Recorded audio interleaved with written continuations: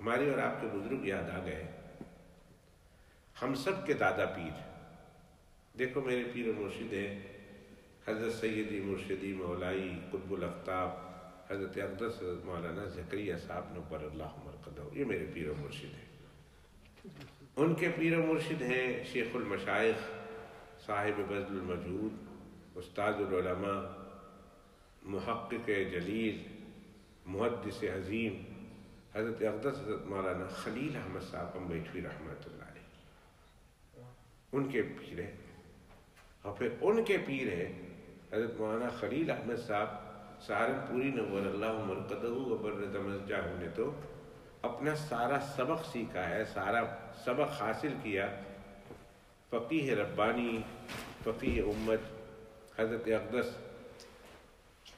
حضرت مولانا رشید احمد صاحب گنگوہی رحمۃ اللہ علیہ سے، لیکن ان کو اجازت اور خلافت ہے سید الطائفہ حضرت حاجی امداد اللہ صاحب رحمۃ اللہ علیہ سے۔ تو استاد تو ان کے ہیں اس سلسلے میں روحانیت کے استاد تو ہیں حضرت گنگوہی رحمۃ اللہ علیہ، حضرت خلیل احمد۔ لیکن حضرت مولانا خلیل احمد صاحب سہارنپوری نور اللہ مرقدہ کو جب جا رہے تھے مکہ مکرمہ تو اپنے پیر و مرشد کے پاس بھیجا انہوں نے حضرت گنگوہی رحمۃ اللہ علیہ نے کہ یہ میرے پاس یہ میرا ایک مرید آیا ہے آپ کے پاس۔ حضرت نے جب ان کے حالات وہاں سنے دیکھے تو حضرت نے اپنی طرف سے اجازت دے دی۔ یہی حال بیائی نے ہی، یہی حال اللہ کی رحمت سے اللہ کے فضل سے اس فقیر کے ساتھ ہوا ہے کہ میری روحانیت کے مرشد اعظم، میں نے بیعت تو کی تھی حضرت سیدی مرشدی مولائی حضرت مولانا زکریا صاحب نور اللہ مرقدہ وبرد مزجہ سے 77 میں ہندوستان میں سہارنپور میں، جب ہم حضرت کی خدمت میں رمضان گزارنے کے لیے گئے 77 میں، بہت چھوٹے تھے، گئے کہ ہم کو حضرت دے گئے، ہم کو ہمارے حضرت اقدس محبوب العلماء والصلحاء قطب برطانیہ حضرت مولانا یوسف مطالعہ صاحب نور اللہ مرقدہ لے گئے کہ میں بھی جا رہا ہوں، حضرت کا خط آیا تھا۔ تو حضرت نے کہا یوسف پیارے پتہ نہیں اگلے سال میں زمین کے اوپر ہوں یا زمین کے نیچے ہوں، حالات میرے بڑے کمزور ہیں، بیماریاں چل رہی ہے، اس سال میں سہارنپور میں گزاروں گا، تو اگر ہو سکے تو تم سہارنپور آ جانا۔ حضرت نے خط لکھا تھا حضرت مولانا یوسف صاحب کو انگلینڈ میں، بری میں، دارالعلوم میں۔ حضرت نے تیاری پکڑ لی اور حضرت کے ساتھ ایک بہت عظیم قافلہ گیا ادھر سے دارالعلوم کے طلباء کا، اور ہم بھی حضرت کے ساتھ گئے۔ پھر ہم نے تو وہ سال 77 سے 78 تک سہارنپور گزارا، ہم نے جو ہے آخری بخاری شریف وہیں پڑھی۔ تو حضرت نور اللہ مرقدہ وبرد مزجہ کی جب مجلس لگتی تھی تو یوں سمجھے کہ حضرت نور اللہ مرقدہ اس جگہ پہ بیٹھے ہیں، تو حضرت کے بالکل سامنے اگر کوئی شخص بیٹھا ہوا آپ کو ملتا تو آخر تھا، محمد بلال تھا، بالکل سامنے، اور پورا مجمع ہزاروں کا مجمع تھا، بڑے بڑے علماء تھے، صلحاء تھے، لیکن میں حضرت کے سامنے بیٹھا تھا۔ حضرت کی طرف سے حکم تھا کہ کوئی طالب علم بیعت نہ کرے، اس لیے کہ طالب علموں کو پڑھنا ہوتا ہے اور بیعت میں ذکر و اذکار ہوتا ہے، تو پڑھنے کے زمانے میں ذکر و اذکار میں بندہ لگ جائے تو اسے پڑھنے میں، علم کے حاصل کرنے میں بڑی مشقت اور بڑی تکلیف ہوتی ہے۔ تو حضرت فرمایا کرتے تھے کہ پیارو یہ سال اور تم لوگ طالب علم ہو تو خوب محنت کرو طلب علم میں، اور جب فارغ ہو جاؤ عالم بن جاؤ پھر بیعت کر لینا، کیونکہ بیعت میں بھی کچھ کرنا کرانا ہوتا ہے، بیعت برکت کے لیے نہیں ہوتی۔ یاد رکھیے کہ بیعت کچھ کرنے کرانے کے لیے ہوتی ہے، صرف برکت کے لیے نہیں ہوتی۔ تو ہمارے ملکوں میں بیعت برکت ہوتی ہے اور بیعت تو کچھ کرنے کرانے کے لیے ہوتی ہے۔ تو ہمارے حضرت کی طرف سے اجازت نہیں تھی کہ بھائی بہت محنت کرنی پڑتی ہے، ریاضتیں کرنی پڑتی ہے، اوراد کرنے پڑتے ہیں، تو طالب علم تم تو علم میں مشغول رہو، تم نے یہ کام بعد میں کرنا ہے، ٹھیک ہے۔ لیکن اللہ کا ایسا احسان، اللہ کا ایسا احسان کہ حضرت نور اللہ مرقدہ جب بیعت کراتے تھے، ہر روز کراتے تھے حضرت، تو میں حضرت کے سامنے بیٹھا ہوتا تھا، تو حضرت تو نیچے دیکھے ہوتے تھے، اور کبھی کبھی ایسے نگاہ اٹھاتے تھے حضرت تو پہلے میں ہوتا تھا، تو جب حضرت بیعت کراتے تو ظاہر میں بھی بیعت کے الفاظ بولتا تھا۔ تو کتنی بار ایسا ہوا ہے کہ حضرت نے ایسا سر اٹھایا اور میں نے دیکھ لیا تو میں چپ ہو جاتا تھا کہ حضرت کہیں گے تو تو طالب علم ہے، تو کیوں بیعت کر رہا؟ لیکن کتنی بار ایسا ہوا کہ میرا دھیان نہیں حضرت کی طرف، میں بھی نیچے دیکھے اور حضرت نے سر اٹھا لیا اور میرے ہونٹ حرکت کرتے ہوئے حضرت نے ضرور دیکھے ہوں گے، تو منع نہیں کیا۔ تو میں اصل میں بیعت ہوا ہوں حضرت شیخ مولانا زکریا صاحب نور اللہ مرقدہ سے 77 میں، اور پھر اس کے بعد بھی حضرت کے ساتھ بڑی مرتبہ تجدید بیعت کی، لیکن میں نے یہ سارا سبق پڑھا ہے اور سارا جو ہے یہ سبق حاصل کیا ہے تو میرے پیر و مرشد حضرت اقدس حضرت مولانا یوسف صاحب نور اللہ مرقدہ سے، اور حضرت نور اللہ مرقدہ وبرد مسجدہ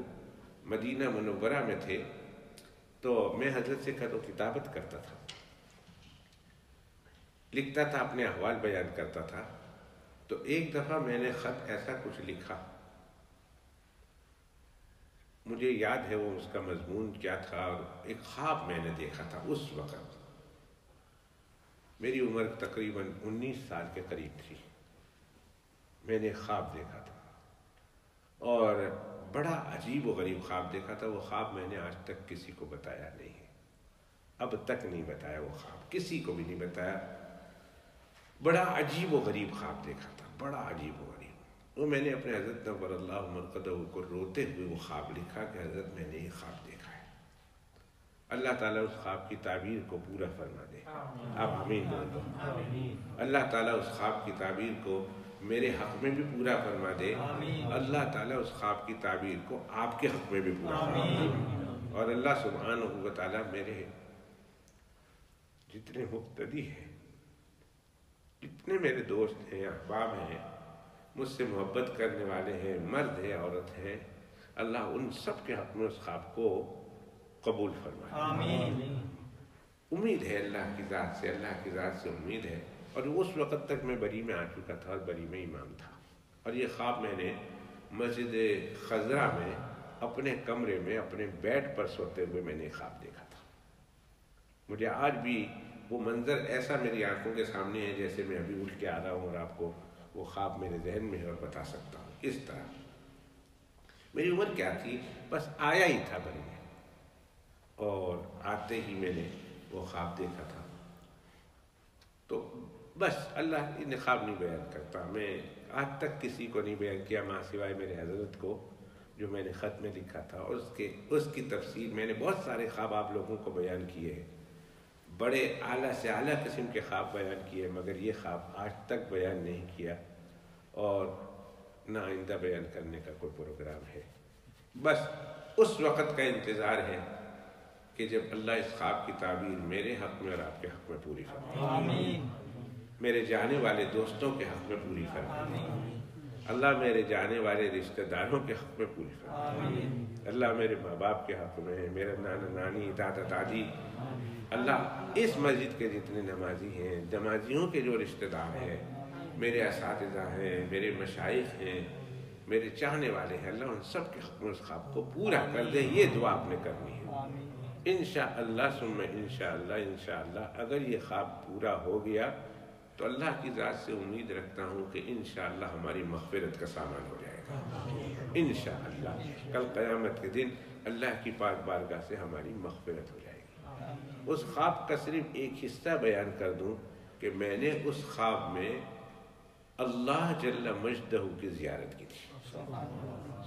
اللہ کی زیارت کی تھی، اور پھر خواب بڑا لمبا ہے اور بڑا تک میں نے حضرت کو روتے ہوئے وہ خواب لکھا، حضرت نے وہ پڑھا وہ خواب، اور وہ خواب لے کر حضرت شیخ نور اللہ مرقدہ وبرد مسجدہ کی خدمت میں پہنچ گئے کہ حضرت ہمارے دارالعلوم میں ایک استاد ہے اور یہ ہے محمد بلال نام کا، اور میرے سے مرید ہے، آپ صاحب سے مرید ہے، لیکن میرے سے سب کچھ پوچھتا ہے، رستہ مجھے پوچھ کر طے کرتا ہے۔ تو اس نے یہ خواب دیکھا ہے، تو حضرت نور اللہ مرقدہ وبرد مسجدہ نے خواب سن کر حضرت اقدس حضرت مولانا یوسف صاحب نور اللہ مرقدہ سے فرمایا کہ مولانا محمد بلال کو لکھ دو کہ میری طرف سے، یعنی حضرت کی طرف سے، بڑے حضرت کی طرف سے تمہیں اجازت ہے بیعت کرنے کی، تمہیں خلافت دیتا ہوں۔ تو حضرت بڑے حضرت نے اس طرح اجازت اور خلافت دی، تو بیائی نہیں مولانا خلیل احمد صاحب امبیٹوی نور اللہ مرقدہ و برد مسجعہ، حضرت اقدس حضرت مولانا سید رشید احمد صاحب گنگوہی نور اللہ مرقدہ کے سب پوچھ کر رستہ طے کر رہے تھے، منزل طے کر رہے تھے. جب حضرت کی خدمت میں گئے تو حضرت نے حضرت حاجی امداد اللہ صاحب رحمۃ اللہ علیہ نے اپنی طرف سے ان کو خلافت